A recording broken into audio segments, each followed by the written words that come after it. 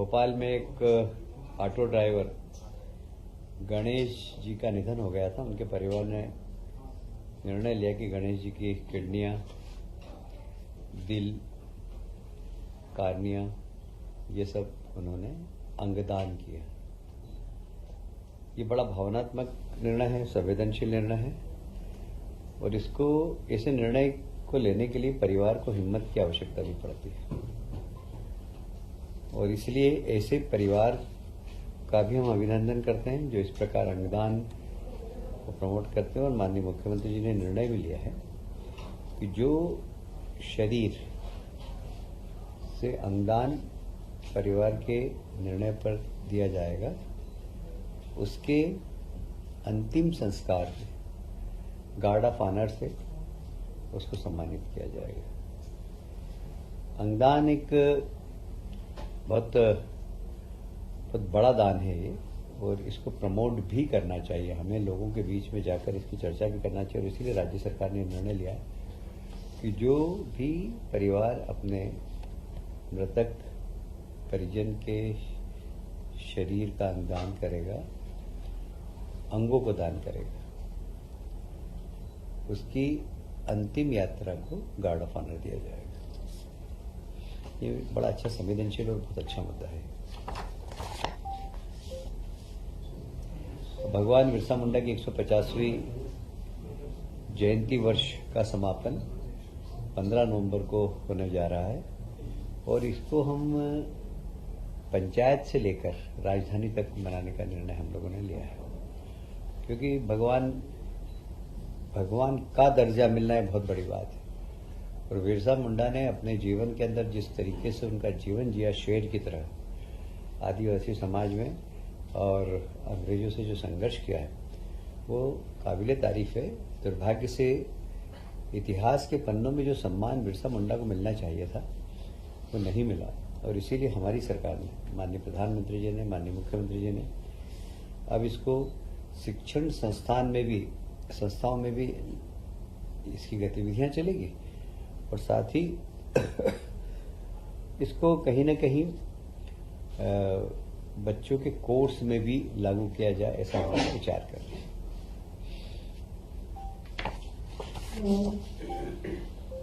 मध्य प्रदेश का स्थापना दिवस 1 नवंबर को है और 1 नवंबर को मुख्य कार्यक्रम रविंद्र भवन में होगा, जहां अभ्युदय मध्य प्रदेश का कार्यक्रम होगा और इसको मोतीलाल नेहरू स्टेडियम में भी राज्य उत्सव के रूप में मनाया जाएगा।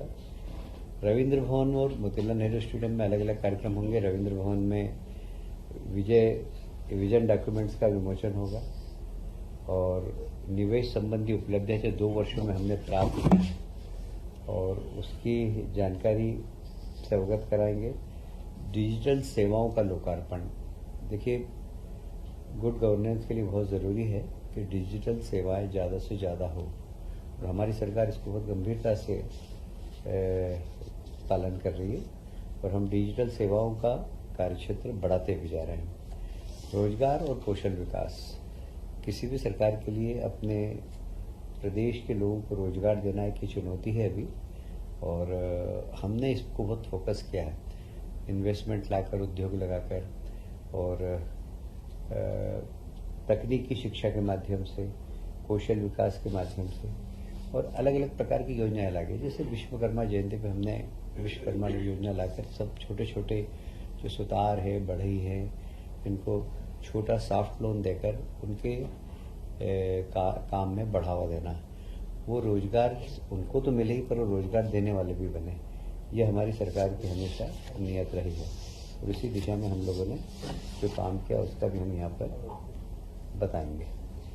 प्रदर्शनी पिछले 2 वर्ष की प्रगति में जो भी हुआ है और सायंकाल को एक सांस्कृतिक कार्यक्रम होगा जिसमें बहुत ही अच्छे पार्श्व गायक जुबिन नौटियाल, आप सबने नाम सुना ही होगा, बहुत ही अच्छे गाते हैं, बहुत मधुर गाते हैं और उनका गायन भी होगा और श्री कृष्ण भक्ति के पदों का प्रस्तुति होगी और 2 और 3 नवंबर को महानाट्य विक्रमादित्य की प्रस्तुति होगी और सभी राज्य के सभी जिलों में स्थापना दिवस अलग अलग तरीके से मनाया जाएगा, ऐसे राज्य शासन के निर्देश। हर जिले में मंत्रियों को जिम्मेदारी दी जाएगी। हाँ, प्रभार के जिले में जाएंगे। अच्छा, हमारे यहाँ आप जानते हैं कि पीवीटीजी जो हमारे ट्राइबल में भी अति पिछड़े ट्राइबल हैं, जो इसमें कि भारिया, बेगा, सहरिया ये लोग आते हैं, ये बहुत ही पिछड़े हैं। ये हमारे लगभग 24 जिलों के अंदर फैले हुए हैं। ये जो घर घर विद्युत देने की योजना थी हमारी, उसमें अभी भी इसके लगभग 18,833 घर छूट गए थे। हमने भारत शासन के सहयोग से इन सब घरों में भी प्रकाश ऊर्जा की व्यवस्था करने का निर्णय लिया है। इसमें भारत शासन की योजना है, भारत शासन हमें 60% देगी, 40% हम राज्य सरकार से होगा। अब इसमें कई बहुत दूरस्थ हैं जहाँ पर कि सीधे लाइन जाकर ले जाना बहुत ही महंगा पड़ेगा। एवरेज इनको एक घर में बिजली देने में 2 लाख रुपए का खर्च आता है, पर कई ऐसे दूरस्थ इलाके हैं जहाँ पर कि 10-10 लाख रुपए, 15-15 लाख रुपए एक घर को देने में आएगा। फिर उसका मेंटेनेंस भी बहुत महंगा पड़ता है, क्योंकि दूर लाइन खिंच जाती है, हवा आ रही है, आंधी आ रही है, कभी कुछ तार टूटता है, कभी कुछ क्या होता है, तो मेंटेनेंस भी दूर होता है। इसलिए उन घरों में हम सोलर बैटरी सिस्टम लागू करेंगे। और सोलर बैटरी सिस्टम ऐसे हमने आइडेंटिफाई किए हैं, कुल 211 ऐसे दूरस्थ मकान हैं जो कि जहाँ पर कि एक ग्रिड से हम बिजली नहीं पहुँचा सकते, वहाँ हम सोलर लाइट लगाएंगे। इस प्रकार कुल 18,338 घरों के अंदर ये लाइट लगेगी। इसमें जैसा कि मैंने बताया आपको कि इसमें 60% भारत सरकार का है और 40% राज्य सरकार का है। खर्च लगभग कितना है? हाँ, 89 79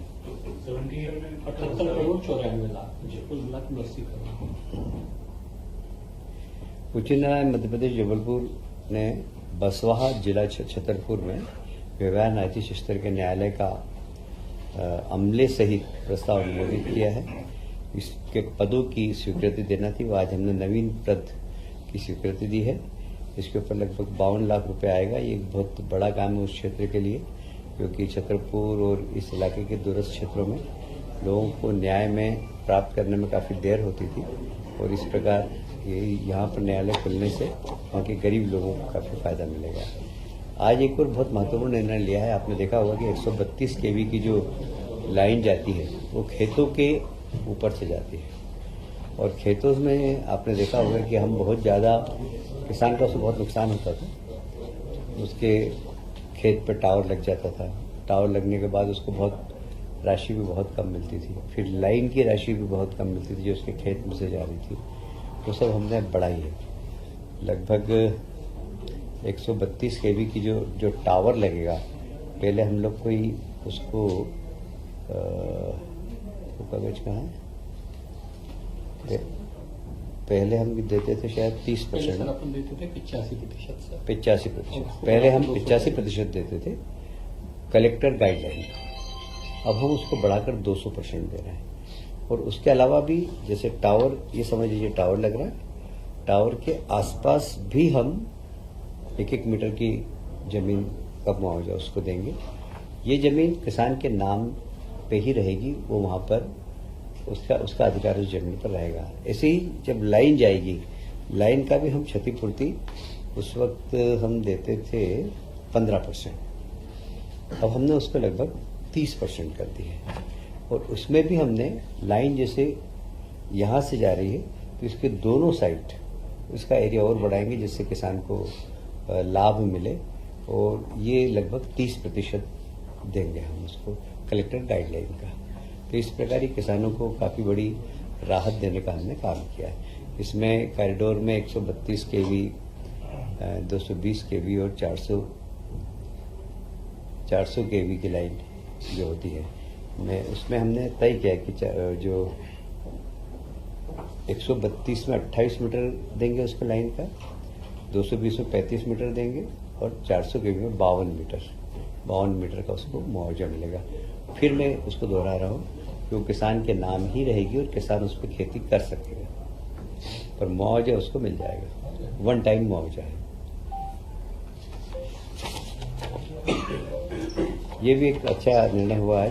जो सेवानिवृत्त होने के बाद कई बार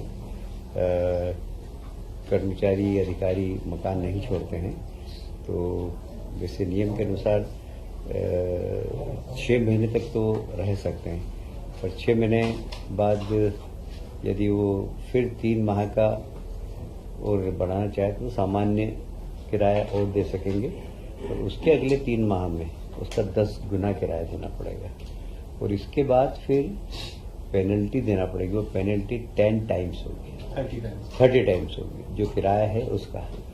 जैसे 3,000 किराया है तो फिर वो 90,000 पहुँच जाएगा, 30 टाइम्स उसको पेनल्टी देना पड़ेगी।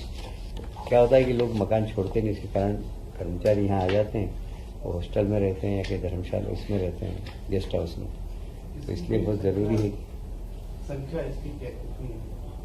जो भी होगा संख्या तो निर्धारित है नहीं, ये तो चलने वाली प्रक्रिया है।